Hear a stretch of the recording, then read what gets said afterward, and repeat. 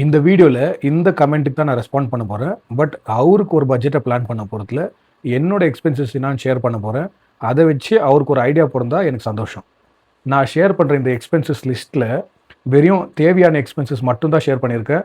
நம்மளால எதெல்லாம் அவாய்ட் பண்ண முடியுமோ அது எதுவுமே நான் ஆட் பண்ணல. ஃபார் எக்ஸாம்பிள் வெளிய போய் சாப்பிடுறது, மூவிஸ் போறது, அதுக்கப்புறம் ஷாப்பிங்கு, ஃபங்ஷன்ஸ் அட்டெண்ட் பண்றது, டிராவல் பண்றது, வீக்கெண்ட்ல கறி எடுக்கிறது, இந்த மாதிரி எதையுமே நான் ஆட் பண்ணல. நான் ஷேர் பண்ணுறது எல்லாமே வெறும் எது நான் இம்பார்ட்டண்ட்டு நம்மளுக்கு தேவை அப்படின்னு நினைக்கிறேனோ அது மட்டும் தான் நான் ஷேர் பண்ணியிருக்கேன். ஏதாவது எக்ஸ்பென்சஸை மிஸ் பண்ணியிருந்தாக்கா இல்லை ஏதாவது தப்பான எக்ஸ்பென்சஸ் ஆட் பண்ணியிருந்தாக்கா மறக்காமல் கமெண்ட்டில் மென்ஷன் பண்ணுங்கள். இன்னொரு விஷயம், இது சாதாரண லைஃப் ஸ்டைலுக்கு தேவைப்படுற பட்ஜெட்டு. நானும் காசோட வேல்யூவை மெதுவாக தான் கற்றுக்கினேன். நிறைய அடிபட்டு உதப்பட்டு அதுக்கப்புறமா தான் எனக்கு புரிஞ்சிச்சு. நான் அப்பத்துலேருந்து இப்போ வரைக்கும் தேவையில்லாத செலவு பண்ண மாட்டேன். அது என்னோட பிஹேவியராகவே மாறிடுச்சு. என்கிட்ட ஒரு ப்ராப்பரான கபோர்டு கூட இல்லை. இது தான் என்னோட கபோர்டு. என்னோட எல்லா துணியுமே இதில் தான் இருக்குது. ரொம்ப கம்மியாக இருக்கிறதுனால இதுலேயே இந்த எல்லாமே ஃபிட் ஆகிடுது. அதுக்கப்புறம் நான் வந்து எல்லா ஒகேஷனுக்கும் துணி வாங்க மாட்டேன். வருஷத்தில் ஒரு தடவை இல்லை மேக்ஸிமம்னா 2 தடவை. அதுவும் ஏதாவது ஆஃபரில் தான் வாங்குவேன். ஃபார் எக்ஸாம்பிள் மேக்ஸில் பை ஒன் கெட் ஒன் ஃப்ரீன்ட்டு ஒரு ஆஃபர் இருக்கும். அப்படி இல்லையா ஏதாவது ஃபெஸ்டிவல் சேல் நடந்திருந்தால் அதில் வாங்குவேன். அந்த மாதிரி வாங்குறதுனால என்னால் கம்மி ப்ரைஸ்க்கு நல்ல குவாலிட்டி துணி வாங்க முடியும். அதை விட கம்மியாக நம்மளால் போய் வாங்க முடியும். ஆனால் அந்த மாதிரி வாங்குற ப்ராடக்ட்ஸு ரொம்ப நாளைக்கு நிலைக்காது. நான் அடிடாஸில் ஒரு ஷூ வாங்கினேன். அது ஒரு 3500 நினைக்கிறேன். அது எனக்கு 2-3 இயர்ஸாக இன்னமும் ஒழிச்சுன்னு தான் இருக்குது. 500க்கு ஷூ கிடைக்கும் ரோட் சைடில். ஆனால் அதை வாங்கினாக்கா அது ஒரு 6 மந்த்ஸ் வரும். மறுபடியும் இன்னொரு 500 செலவு பண்ணணும். இந்த மாதிரி போயினே இருக்கும். அதனால நம்ம செலவு பண்ணும்போதோ அதையும் கொஞ்சம் கன்சிடர் பண்ணிக்கணும். நான் இது எதுவுமே பட்ஜெட்லலாம் ஆட் பண்ணல. அப்புறம் ஏன்டா இதை ஷேர் பண்ணிக்கிறேன்னு கேட்டிங்கன்னா, ஒரு ஐடியா இருக்கட்டும் உங்களுக்கு என்னோட திங்கிங் எப்படி இருக்குது எக்ஸ்பென்சஸ்லன்றதுக்காக இதை நான் ஷேர் பண்ணேன். இப்போ மந்த்லி எக்ஸ்பென்சஸை பார்த்துடலாம். ஃபஸ்ட்டு வந்துட்டு என்னோட எக்ஸ்பென்சஸ் பார்க்கலாம். அதுக்கப்புறம் ஃபேமிலி எக்ஸ்பென்சஸ் பார்க்கலாம். அதுக்கப்புறம் இந்த மிஸ்லேனியஸ், அதாவது தினசரி தேவைகள் இருக்கும் இல்லையா, அதுக்கு நம்ம செலவு பண்ணுவோம் இல்லைங்களா, அதை பற்றி பார்க்கலாம். நான் இப்போ ஷேர் பண்ணுற என்னோட எக்ஸ்பென்சஸ் என்னோட பேசிக் எக்ஸ்பென்சஸ். வேறு எதுவுமே நான் ஆட் பண்ணல. அதனால தான் இந்த பட்ஜெட் ரொம்ப சின்னதாக இருக்குது. ஃபஸ்ட்டு என்னோட மொபைல் ரீசார்ஜ் 379 ஏர்டெல்லில் இருக்குது. அது 2 GB பர் டே. அதுக்கப்புறம் அன்லிமிட்டெட் காலிங்ஸ். வீட்டில் வைஃபை கனெக்ஷன் இல்லை. ஸோ என்னோட டேட்டாவை தான் நான் யூஸ் பண்ணுறேன். அப்படி இல்லைனா இன்னும் கம்மிதே ஆஃப் பண்ணியிருந்துக்கலாம், இந்த 1 GB பர் டே. பட் யூடியூப்க்கு யூஸ் பண்ணுறதுனால நான் இந்த பேக்கேஜ் சூஸ் பண்ணியிருக்கேன். அதுக்கப்புறம் என்னோட monthly hair cut plus beard trim expense 180 rupees. நான் லோக்கல் பார்பர் ஷாப்பில் தான் பண்ணுறேன். ஸோ அதுவும் எக்ஸ்பென்சிவாக இல்லை.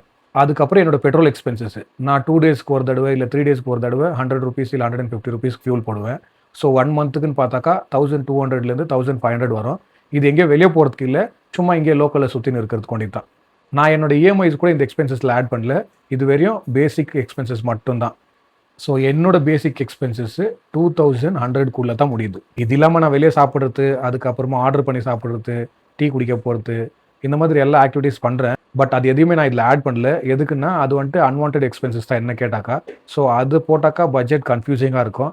பிரதர் ரவீந்திரா அவரோட பட்ஜெட்டை பிளான் பண்ணும்போதோ சும்மா கன்ஃபியூஷனை கிரியேட் பண்ணக்கூடாதுன்னு தான் நான் இதை வந்து ஷேர் பண்ணுறேன். அவர் வெளியே போய் சாப்பிட்றது, டீ குடிக்கிறது, இல்லை ஃப்ரெண்ட்ஸ் கூட ஹேங் அவுட் பண்ணுறது, இதுக்கெல்லாம் எவ்வளோ தேவைப்படும்ன்றது அவர் தான் டிசைட் பண்ணும். இப்போ அடுத்து ஃபேமிலி எக்ஸ்பென்சஸை பார்த்துலாம், அதாவது வீட்டு செலவு ஒண்டி.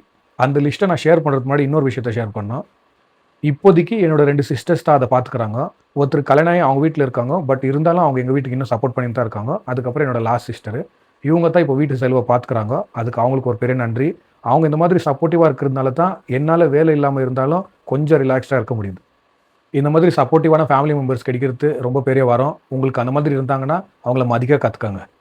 ஃபஸ்ட்டு விஷயம், நாங்கள் வந்து வீட்டு வாடகை கட்டுறதுல, ஏன்னா நாங்கள் வீட்டை லீஸுக்கு போட்டிருக்கோம். ஸோ வாடகை மிச்சம். வாடகை கட்டுற மாதிரி இருந்திருந்தாக்கா எங்களோட ஹவுஸ் ஹோல்டு எக்ஸ்பென்சஸ் இதை விட 10,000 to 15,000 எக்ஸ்ட்ராவாக இருந்திருக்கும். காலையில் தங்கச்சி கால் பண்ணி கேட்டேன், இந்த மாதிரி நீ கிராசரிஸ் டிமார்ட்லேருந்து ஆர்டர் பண்ணுறிய, அப்போ எவ்வளோ ஆகுது ஒரு மந்த்துக்குன்ட்டு. 4000 வரைக்கும் ஆகுது அப்படின்னு ஷேர் பண்ணாங்க. ஸோ 4000ல் இந்த அரிசி, பருப்பு, எண்ணெய், சோப்பு, ஷாம்பு, துணி துவைக்கிற சோப்பு, சோப் பவுடரு, வீடு துடைக்கிறதுக்கு லிக்விடு எல்லாமே அடங்கிடுது. ஸோ அது எல்லாமே சேர்த்து 4000 rupees ஆகுது.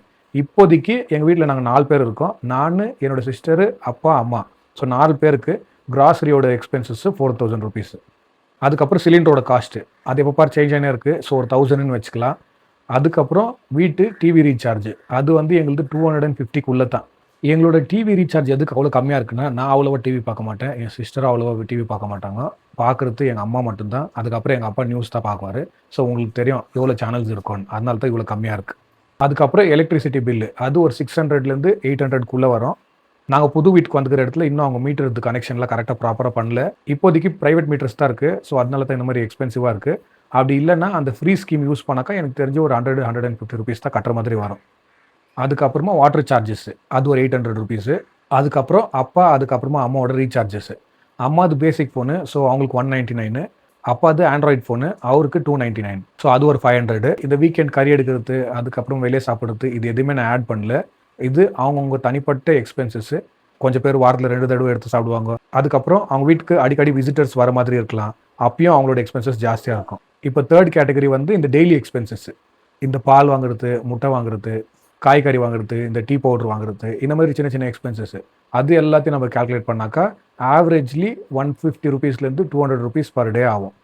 நம்ம 150 ருபீஸ் பர் டேன்னு கணக்கு போட்டாலும் 4500 ஆயிடுச்சு. அது இது எல்லாத்தையும் கால்குலேட் பண்ணாக்கா 13,500 கிட்ட வருது. பட் எனக்கு தெரிஞ்சு 15,000 வச்சுக்கலாம். நம்ம 15,000 ஒரு வீட்டை நடத்துறதுக்கு கண்டிப்பாக தேவை. இதில் ரெண்ட் இன்க்ளூட் ஆகல. ஸோ ரெண்ட் இன்க்ளூட் ஆச்சுனாக்கா 10,000 15,000. ஸோ எப்படி பார்த்தாலும் ஒரு 30,000 வீட்டை நடத்துறதுக்கு ஒண்டி தேவை. இந்த 15,000 இல்லை 30,000 வச்சு நம்மளால் வெறும் பேசிக் நீட்ஸை மட்டும்தான் பார்த்துக்க முடியும். ரவீந்திரா ப்ரோ, இது உங்களுக்கு எவ்வளோ தூரம் ஹெல்ப் ஆகுதுன்னு எனக்கு தெரியல. பட் என்னால் முடிஞ்சதை நான் ஷேர் பண்ணியிருக்கேன். உங்களுக்கு இது யூஸ் ஆச்சுன்னா எனக்கு ரொம்ப சந்தோஷம். அதுக்கப்புறம் உங்களோட சர்வீஸ்க்கு ரொம்ப நன்றி. நான் ஷேர் பண்ண இந்த எக்ஸ்பென்சஸ் லிஸ்ட்டை வச்சு உங்களோட எக்ஸ்பென்சஸை பிளான் பண்ணுங்க. தேவையில்லாத எக்ஸ்பென்சஸ் எல்லாம் கட் பண்ணிவிடுங்க. இந்த மாதிரி பண்ணிங்கன்னா உங்களுக்கே ஒரு ஐடியா வரும் 2 இயர்ஸ்க்கு எவ்வளோ காசு தேவைப்படும்ன்றது. உங்களுக்கு ஓகே இருந்தாக்கா நீங்கள் கால்குலேஷன் முடிச்சதுக்கப்புறம் கமெண்ட்டில் மென்ஷன் பண்ணுங்கள் உங்கள் மந்த்லி எக்ஸ்பென்சஸ் எவ்வளோவா இருக்கும்னு நீங்கள் நினைக்கிறீங்கன்னு. இந்த வீடியோ பற்றி நீங்கள் என்ன நினைக்கிறீங்கன்னு மறக்காமல் கமெண்ட் பண்ணுங்கள். அவருக்கு இந்த வீடியோ ஹெல்ப் ஆகுதா இல்லையா அப்படின்றத அவர் கமெண்ட் பண்ணால் தான் தெரியும். நீங்கள் எல்லாரும் உங்களோட மந்த்லி எக்ஸ்பென்சஸ் எவ்வளோவா இருக்குது அப்படின்றத மறக்காமல் கமெண்ட்டில் மென்ஷன் பண்ணிட்டு போங்க.